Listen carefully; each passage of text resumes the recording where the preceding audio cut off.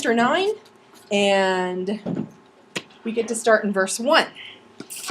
Oh, I didn't do this to make sure that the slides would advance. There they go. Remember this from last week?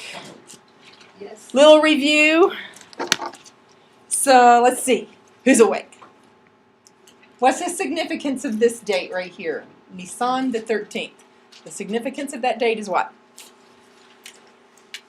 That is when That's what? the lot was cast. That's when the lot was cast. That's when the edict was written. That's when this whole thing started. And the Jews were going to be killed on Annihilated and destroyed. All those on Adar the 13th. Now, what is the significance of Sivan the 23rd? Feast. That is when That's when what? Esther did her her thing. Yes. Deep theology in our class. Yeah. Esther and Mordecai. That's when they wrote their edict, and their edict says what?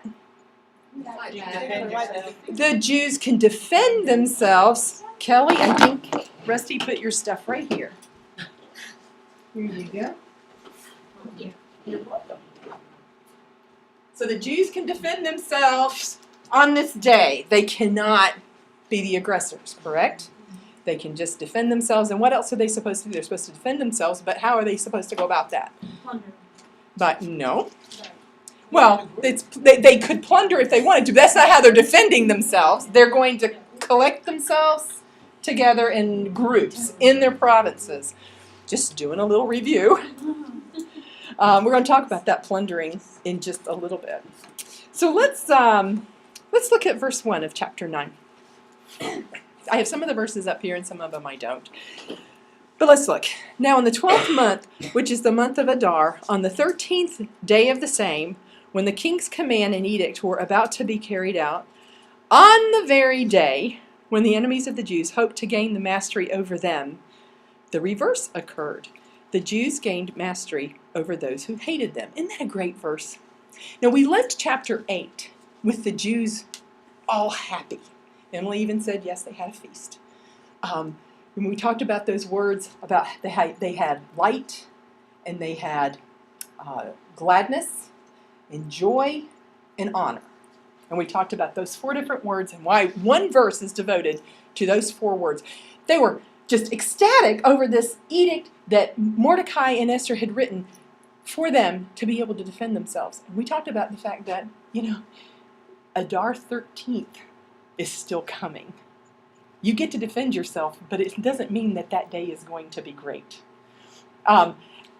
Even if, let's say, what's today? The 12th? So March the 13th. So you will wake up on March the 13th, and all day long, you could be attacked by whatever group that hated you. Number one, I wouldn't leave home, right? Probably. Or I would have left home on the 12th and hidden somewhere, way out in the woods or something. Right? Just think about this. They had this looming. Have you ever had anything loom? You ever had surgery?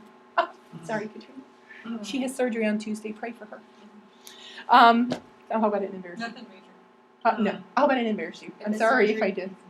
It is. But have you ever had anything like looming? And you just are like, oh, I just dread that day. When that day comes and goes, the next day is going to be a happy day.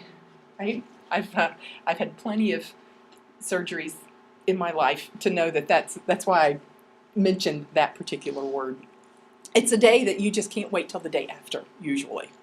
And anyway, so they're glad, which we talked about that word being relieved. They're responding in such a way that it made some Persians fear them. We're going to talk about this more in just a little bit, and actually convert to being Jews. Remember reading that at the end of the chapter? And we talked some about that, and that was because of their response. But I love this. These words right here, where you have the Persians are expected to gain the mastery over the Jews, and the reverse occurred. And you had this word mastery 2 times here where the Jews ended up having mastery over them. And I pondered this. This is one of the things you kind of just chew on. You take a walk. You just meditate on it. This is one of those good kind of things to meditate on. Because even now, there are things that can have mastery over us. Would you agree? There are people who can have mastery over us. Do you have anybody in your life that has mastery over you? There are circumstances that can have mastery over us. There are sins, temptations that can have mastery over us. And the same God that is able to flip and make the reverse occur can do the same thing with whatever it is that we battle with that tries to have mastery over us. And if I were in a situation where I were going through the book of Esther, maybe one-on-one with somebody in a discipleship kind of situation, this is one of those things you stop and bark on for a long time with someone. And but I'm not going to do that. I'm just throwing this out to you all. And just you think about that this week. And just those 3 words right there are just awesome. Because the same God that was able to make the reverse occur for the Jews with the Persians can do the same thing for us even today. No matter what is trying to gain the mastery over us. Goodness. So let's keep going. Don't want to stop too long. Just a second. But talking about the fact that the Jews had to just defend themselves, they could not be the aggressors, we do know by reading the rest of this chapter, they were not pacifists, right? No. I mean, we get a death toll coming up here in a few verses. So we know the Jews weren't pacifists. They were not going out actively seeking people to kill, but if they were attacked, they didn't take it lightly. They didn't take it sitting down, and they actually did their fair share of killing that day, as we'll read. So, there's something to be said for the fact that, yes, Christians are to be loving and wonderful and share the love of Christ with people and all, but we're not ever called to be pacifists just by the sake of being Christian. I'm not getting political. I'm just making that that statement that we need to look and see that, yes, the Jews had God on their side, but the Jews stood their ground, and it wasn't pretty effective, but not pretty. But let's read verse 2. Let's see. The Jews gathered in their cities throughout all the provinces of King Ahasuerus to lay hands on those who sought their harm. And no one could stand against them, for the fear of them had fallen on all peoples. I want to read something to you. It says, had they acted separately, each family apart, they would have been easy prey to their enemies. But acting in concert and gathering together in their cities, they strengthened one another and durst face their enemies. There's a great lesson in there about how we need each other, right? To stand alone in your house and face the enemy was not nearly as effective as gathering everyone in your province together. I don't know where, there wouldn't have been a house big enough for them to have all hung out and protected themselves. So I have no idea how this came about, or if family units gathered in maybe the patriarch's house. I don't know. We could speculate all day. What I do know is there's a wonderful lesson there in the fact that we need each other. And we need to bind together because there is definite strength in numbers. And obviously the Lord knew that, and that's why he wanted them to do that. Look at this. And no one could stand against them, for the fear or the dread terror, we've seen that word before, of them, had fallen on all peoples. I love the words no one. No one could stand against them. That means not one. I'm a literalist. I don't know about you. But if the Bible tells me no Persian had the upper hand on a Jew, I'm going to believe that no Persian had the upper hand on a Jew. That's the way I read Scripture. But we go back to chapter 6 and look at verse 13, and we see, and Katie and I were talking about this, I think, last week, talking about Haman. When Haman went back to his house after he had paraded Mordecai all through the town that day, and it says, then his wise men and his wife Zeresh said to him, if Mordecai, before whom you have begun to fall, which means to be overtaken or to fall into the hand of, is of the Jewish people, you will not overcome him, but you will surely fall before him. And that fall there means to be inferior to drop down, or to die a violent death. Well, he did all of that, didn't he? because he was inferior to Mordecai in that, well, he was dead, but Mordecai ended up with his home. Esther was given all of his property, right? So Haman's family ended up inferior to Mordecai, but he also died a violent death. So prophetic words right there. The same thing. When Katie and I were talking, she said, do you think that the fear of the Jews, if Zeresh knew about the prophecy with the Jews, other people would have had to have known. And so here you have these people. There's nothing special about these Jewish people living in Persia. I mean, they weren't like giants. They weren't rich. I mean, they're just people. So what about these people? They didn't have a giant army. They didn't have weapons of mass destruction. They weren't, feared in that they'd go to the market and, there's so-and-so the Jew, and you turn around and walk the other way. I mean, they all intersected in their lives because that's what the Jews were supposed to do for those 70 years. Form lives in Babylon, and then now these are the ones who stayed over there. The lives are still going on. They're just people. Why are they so feared? Well, they're feared because of their God. It wasn't anything special about the people. It was when the Persians see that these people were special because of who they served, then it made them wake up and take notice of them. And not that we need to go through life thinking people need to fear us or fear our God, but people do need to fear our God. They do. There is a lack of that. And how are people ever going to have a fear of God, a righteous fear of God like they should, if they don't have people here pointing them to that righteous fear of God? And that is our job. But let's keep going. I think there's more of that later too.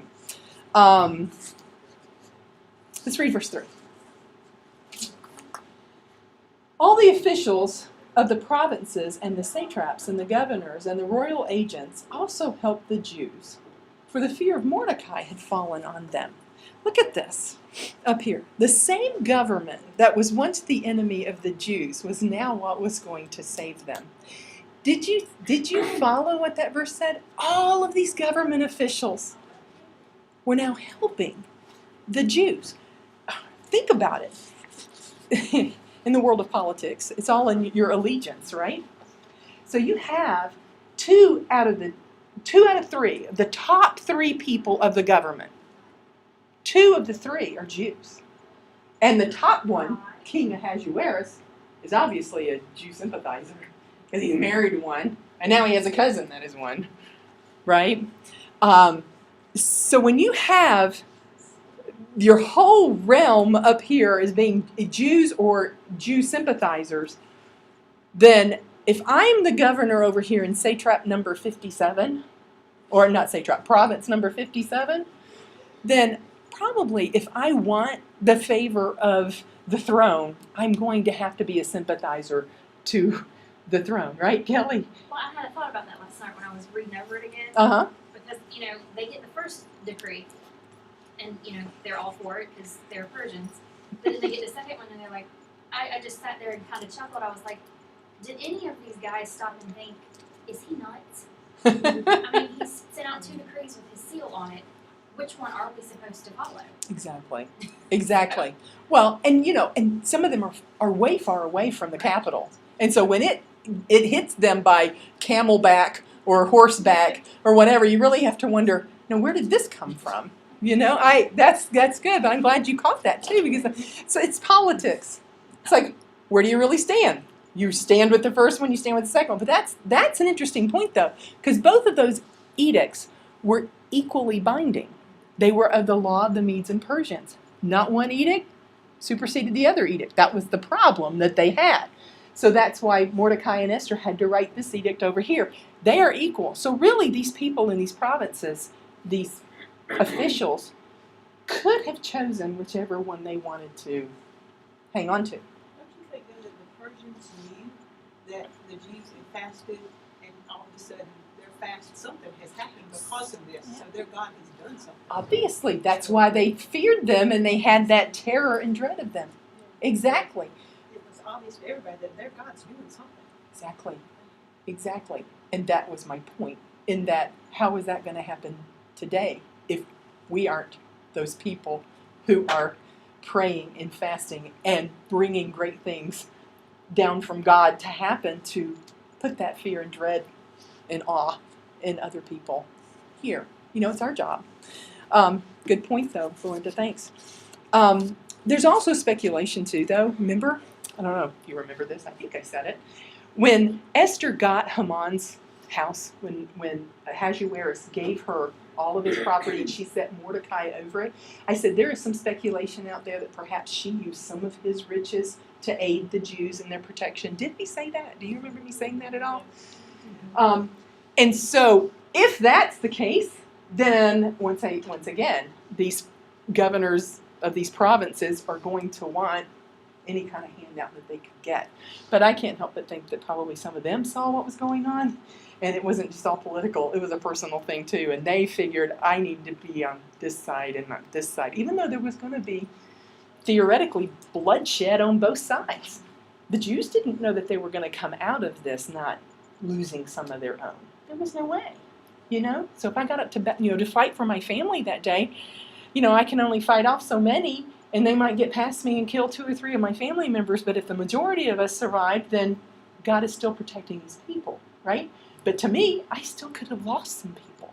These Jews didn't know the final toll that we're going to talk about. This was very real to them. And this is another one of those things I like to chew on. I love this verse. Absolutely love this verse.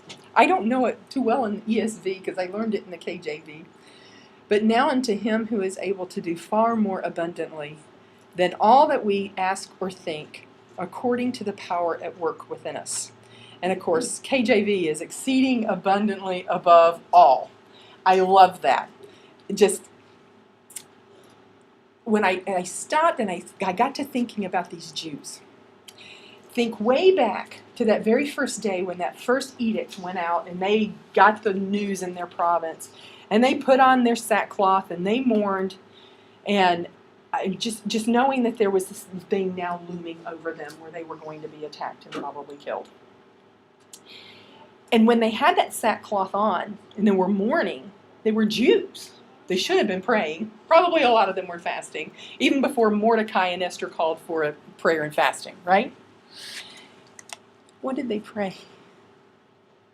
When they got this horrible, devastating news, and they had 11 months to have this hanging over them, what did they pray?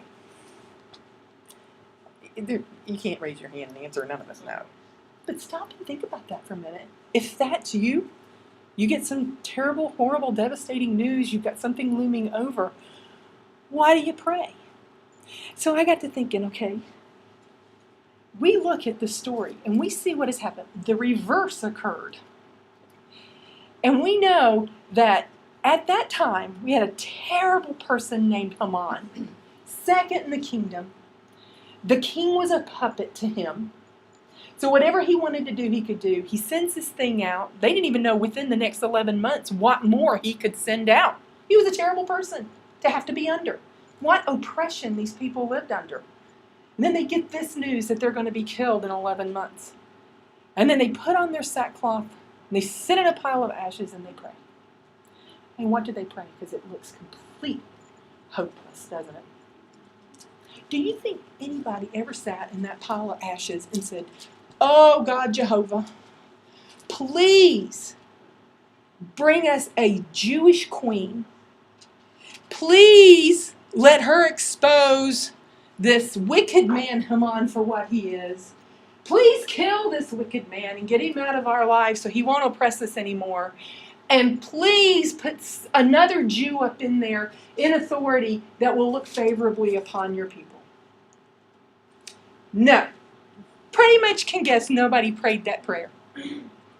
Because when you're sitting there in your sackcloth and you're sitting on that pile of ashes, that would have been like impossible. Was that an impossible prayer? To pray the impossible prayer. Sorry, I break out in song randomly. No. Think, though, that was an impossible prayer that probably nobody prayed, but that's exactly how God decided to answer. So then I'm sitting there chewing on these things thinking, when's the last time I prayed an impossible prayer? Because we have a God that does the impossible. So if we have a God that does the impossible, then why aren't we praying impossible prayers to him? Now, I'm not one of these, we were just discussing yesterday in our house the name it and claim it thing. Okay, I'm going to name this and hold God to it, and he's going to have to do this for me. Absolutely not. We still pray within the will of God. But you know what? God wants to know what is on our heart. And God wants us to express that to him and tell him, you know what, God, I'd really like to see you answer this. I'd really like to see this happen. I understand you may not choose for it to happen this way, and I will be fine if it doesn't. But Lord, you're the God of the impossible, and you can do above. Sometimes I pray and I think, okay, what's the wildest thing I can imagine? Because this verse right here says he can do something I can't even imagine. So what's the wildest thing that I can imagine in a situation in which I feel like I really need to labor in prayer over? And do I pray that with faith, knowing that God is a God of the impossible, and we need to be praying extreme prayers to him? And I don't think my prayer life is as extreme as, what some of these Jews probably at this time thought. I never thought to pray that it would end up this way. But look at it. It did. And it's reversed. Look at this. Just a challenge, because I can tell you I was very challenged by this as I thought about this week, and then I came to church Wednesday night. And Wednesday night was on prayer and songs about praying and sweet hour of prayer. And we did talk about that one, didn't we? Yeah. And then what a friend we have. That one. Okay. Just want to make sure I got it right. And so I thought, wow, I'm going to talk about prayer on Sunday because I just couldn't not share my heart with you, because that was something that really grabbed at me. And then Pastor Gene's talking about prayer. And one thing he said on Wednesday night, which I wrote down, and it is so, so, so true, that, well, I can't say it probably like he did, but your relationship with God is really your prayer life. What your prayer life is your relationship with God. If you think it's all okay, then think about how much time you actually spent talking with him today. Then if you didn't spend that much time talking with him today or yesterday or the day before, chances are your relationship with God is maybe not what you think it is. And we sometimes get so busy working for God that we don't spend time with God. And the work for God means absolutely nothing if we don't know the God that we're working for. Okay? So that's my soapbox right there, but that's not really that's all fingers pointed here, because whenever I get off like that, you can pretty much bet that's what Chris has been chewing on and praying about all week before I ever showed up here tonight. But you know what? I challenge you this week to pray extreme prayers. Pray extreme prayers. And you come back next week and you're like, well, I prayed. Nothing happened. It's like, okay, 11 months? Hello? You're going to report to me in 7 days. 11 months. All right? But God was not late, was he? And he never is, because he doesn't work on our time schedule. Okay, moving on. It's interesting because verse 3 ends with the fact that there was a fear of Mordecai. These governors and all feared Mordecai. So it's kind of nice we ended up with verse 4, because we get a further explanation of that. For Mordecai was great in the king's house, and his fame spread throughout all the provinces, for the man Mordecai grew more and more powerful. If you look at great and powerful, I bolded those up for you. They're the exact same word. You can interchange them. So Mordecai was powerful in the king's house, and he grew more and more great. You could put both words, the same word in both spots if you wanted to. But the point being, he was important or distinguished, and then his fame or his reputation spread throughout everywhere. Nowhere are we told that Mordecai was like, come on. Nowhere are we told that Mordecai did during the time that he, was given the second position and given the king's ring. Nowhere are we told that he ruled with this iron fist, and so people feared him because he was just mean. It was suggested in some of the reading that perhaps some of the Persians feared him because there was so much racism, and the Jews, spoken down to, just, we can picture this with some things that go on in our own country. And so when a Jew actually then rose to power, then they feared the fact that there would be retaliation because we treated him so badly, or them as a group, and so now they have power and it's their chance to get us back. So we feared them for that. No, I don't think that has a whole lot to do with it. What I think here is that pretty much this. It implies that Mordecai was great and powerful because of who he was, not because of what he had done or was capable of doing. It was a respect that these people ended up having for him.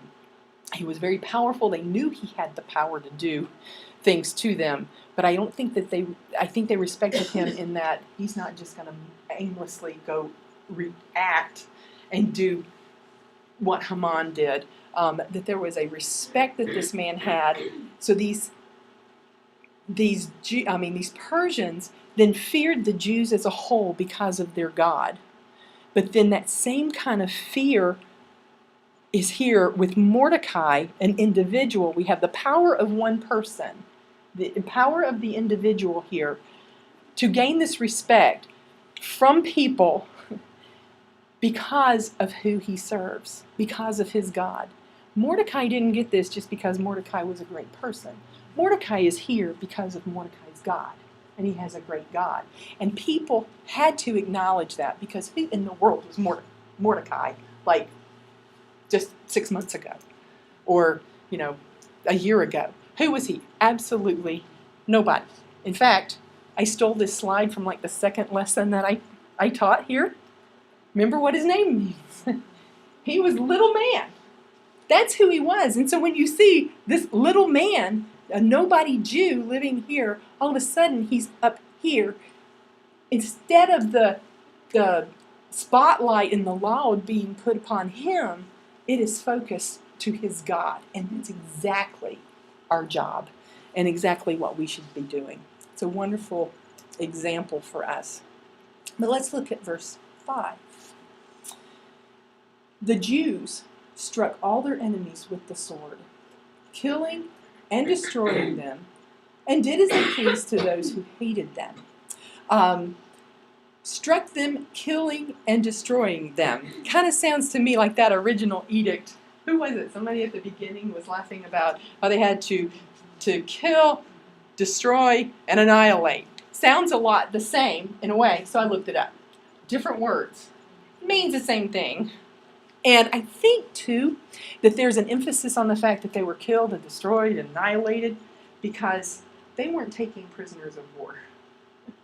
The idea was not to just slap the Persian that came into your house and wanted to kill your family.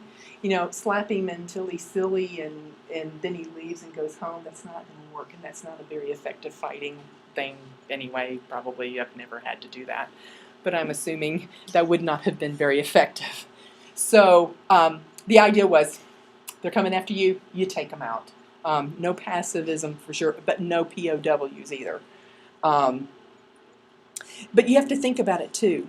The Persians who are now actually doing the attacking are the diehard Haman lovers, the diehard Persians. We are told that plenty of Persians feared. Plenty of them converted and became Jews. Some didn't, because you won't ever win them all. And the ones who didn't, then were going to go ahead and carry out that original edict. So these were the ones that really hated them anyway.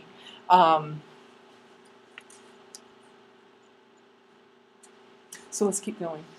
In verse 6. In Susa, the citadel itself, the Jews killed and destroyed 500 men, and also killed, and we have a list of Haman's 10 sons. Now, I mentioned Haman's 10 sons back a few chapters ago when Haman was executed and all of his stuff was given to Esther.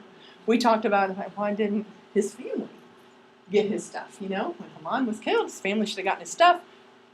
Who remembers why it went to Esther instead of to Haman's family?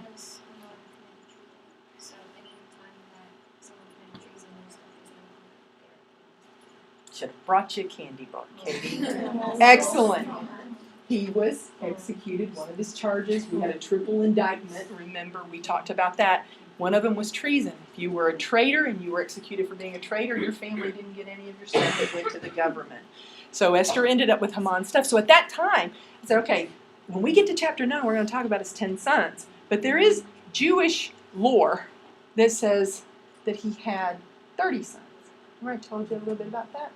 So we have the name of 10 of his sons here.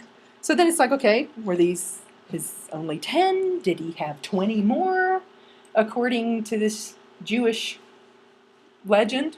What they say is that these 10 were killed by attacking Jews, and they were killed back. So then when Esther requested that the 10 sons of Haman be hung, she was actually meaning the next 10. And so they went out and got them and hung them, impaled them, put them on that same gallows that Haman was hung on. And then that he had 10 left who ended up as beggars. They didn't die in all of this civil war, but they ended up as beggars because they had absolutely nothing passed down to them from their father. I don't know. I really think these are his 10 because these are the only ones that are really mentioned to us here in the scripture. But who wants to volunteer and raise your hand and read their names for me? Anybody? No. And I knew you wouldn't, and I didn't either. So Shandatha and Dalphon and Aspatha and Poratha and wait, Adelia. let me start that one over. Because it wasn't up all the way. I was supposed to check that. Shandatha and Dalphon and Aspatha and Poratha and Adelia and Eradatha and Parmashta and Arasai and Aradai and Vaisatha. There you go. See? Yeah. I learned how to do that. Are you impressed? It took way too long, just like they always do. But it beats having to say them myself, right? So we have his 10 sons. Those, I'm not going to park on any particular one because I don't know anything about these guys, except they're dead.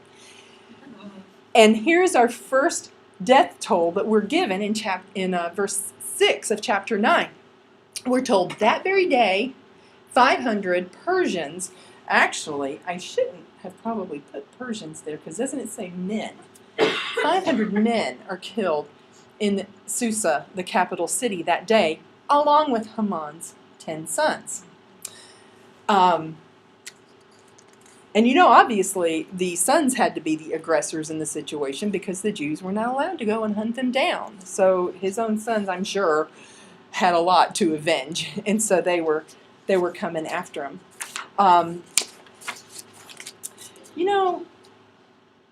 In verse 10, after we have this whole list of names, we say the 10 sons of Haman, the son of Mattatha, the enemy of the Jews, but they laid no hand on the plunder. That phrase is actually mentioned 3 times through the passage that we're talking about tonight. And we will talk about it just a little bit more, the last one in verse 16. But what is kind of interesting is the emphasis on the fact that they didn't lay hands on the plunder. They didn't take the plunder, which plunder can also be a word that is used for prisoner of war. Do I think it's that here? Not really. I think it means that they killed them, they protected their families, but they didn't go and get anything for themselves from that. It was all a defense. And like I said, we'll talk about that more in just a minute. But isn't it kind of interesting that the whole thing that started this with the Amalekites and Agagites and the Jews was over what? We talked about that way back when we met Haman that very first time. And I told you a real neat story from 1 Samuel, I think it was chapter 15, about Saul. And they went, were supposed to wipe out the Amalekites. And they were supposed to kill everything and everybody. And they ended up bringing back all the best sheep and cattle and everything. And remember, that's when Samuel went walking in going, I hear cows and I hear sheep. I'm not supposed to hear anything. Everything's supposed to be dead. And then there was a king named Agag. So kind of interesting that we have the fact that all of this started over the fact that plundering was done when plundering was not supposed to be done. And now plundering can be done because it's in the edict which allowed it, but they're not doing it. Moving on, in verse 11, that very day, well, those words make me sit up, the timeline person in me, and I told you, look for timestamps, right? So on the very day, on the 13th, The number of those killed in Susa was reported to the king. And the king said to Queen Esther, in Susa, the citadel, the Jews have killed and destroyed 500 men, and also the 10 sons of Haman. So it makes it sound like the king got the information before Esther, and he's filling her in on the information. Because I bet you anything, they didn't leave the house that day. I bet you they were all nice and secure back up in that palace because there was a civil war going on outside the wall. So the Jews have killed and destroyed 500 men and also the 10 sons of Haman. What then have they done in the rest of the king's provinces? A rhetorical question, but he is, of course, concerned. How many people are dead out there? Now, what is your wish? It shall be granted you. And what further is your request? And it shall be fulfilled. Now, I kind of found this interesting. Because how did he know that Esther had anything else that she wanted? Or did she? Because something that I read said that basically he was just asking these rhetorical questions to her, like he was just maybe astonished that so much killing was going on. Or maybe he was astonished that not any more were dead than 500 in the capital city. And so somebody that I read, a commentator, said that he sees this as the king going, what more could you want? I mean, this is what has happened. I mean, this is what you asked for, and this is what has happened. So what more could you want? Kind of rhetorically, you know. Yeah. And, of course, the opportunist that we know Esther to be. Yeah, now that you asked, no. Or did she imply to him that she had something else that she wanted to ask? And that's why he's asking her, because she did have her request ready. She had something that she wanted. So let's look at that. And Esther said, if it please the king, let the Jews who are in Susa be allowed tomorrow also to do according to this day's edict.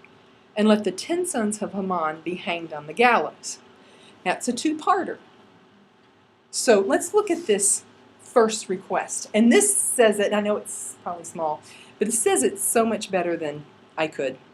Some commentators have seen Esther's request in 12 and 13 as evidence of a vindictive spirit on her part. But this was not the case. Haman's strongest support was in the capital city, where people had bowed down to him and benefited from his favors. Since it would be easy for them to get together and plan their strategy, Esther wanted to be sure that none of them would survive to cause further trouble. Perhaps she had received private intelligence that Haman's supporters had planned to attack again the next day, prompting her to ask King Ahasuerus, for permission to extend the Jews' right to defend themselves. And when you think logically about her request, I really do think that this last part is about she could have gotten some intelligence that this was going to happen again the next day, because we know it happened again the next day. And we know the Jews were not allowed to go out and make it happen the next day. So the Jews were not going to be prepared for a second siege. And she apparently knew that there were some out there that were going to attack. Now this is the argument for a second set of sons. Because perhaps she thought if indeed there were more Haman sons out there, let's take 10 more. And let's hang them up, because they didn't get killed this day. They will probably be the aggressors tomorrow and do some more damage. So let's take them and impale them. That's an argument. I'm not dying on that hill one way or the other.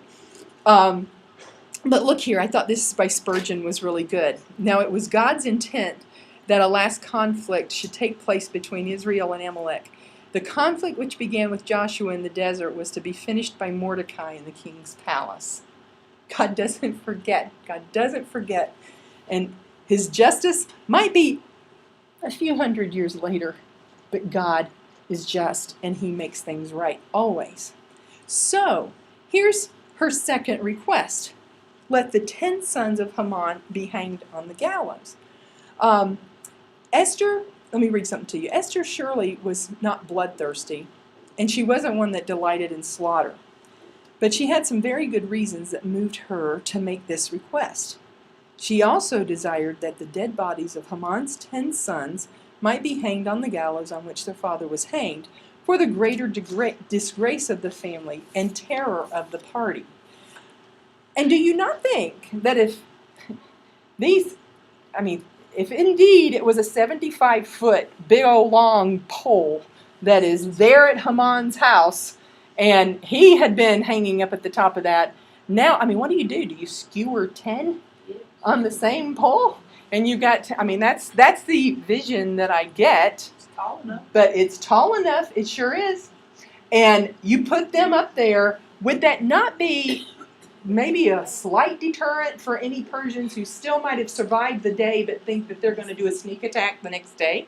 When you look up there and you say, okay, I don't think I want that to happen to me. I think I'll just stay home, call it quits. But no. There were some, even though these were up there, the king said, let it happen. They were hanging. It still did not deter some. There was so much hatred with some of these people. They came back for a second day. Let's keep going. So, in verse 15, the Jews who were in Susa gathered also on the 14th day of the month of Adar, and they killed 300 men in Susa, but they laid no hands on the plunder. Now the rest of the Jews who were in the king's provinces also gathered to defend their lives, and got relief from their enemies, and killed 75,000 of those who hated them, but they laid no hands on the plunder. So look here. We have our final death toll from this chapter. We have 500 on the first day and 300 the second day, plus the 10 sons of Haman in the capital city. And then we're told that on that first day, 75,000 in the other 126 provinces, which averaged to right under 600 people, Persians died per province. It doesn't mean that was exact, but so your total death toll is 75,810 Persians. How many Jews died? We don't know. Maybe none. But remember back at the beginning when I said I'm a literalist? And it said no one was able to, what did it say? What verse was that? No one could stand against them in verse 2. When the scriptures tell me that, I would like to think that no one stood against the Jew. That everyone that attacked them died. Yes, ma'am. Now, aren't those figures only counting men? What about the ones? Well, that's a very good question. And I wondered that because it said men in Susa, but it doesn't say men after the 75,000. It said 75,000 of those. Could it be men? Yes. And there's a point that comes up in just a second about that. Actually, it could come up, right now. And it has to do with, but they laid no hands on the plunder. Let me read something to you. They slew none, but those they found in arms. And therefore they did not take the spoil, but left it to the women and little ones, whom they spared, for their subsistence. Otherwise, as good is to slay them, as to starve them, and take away their lives, as take away their livelihoods.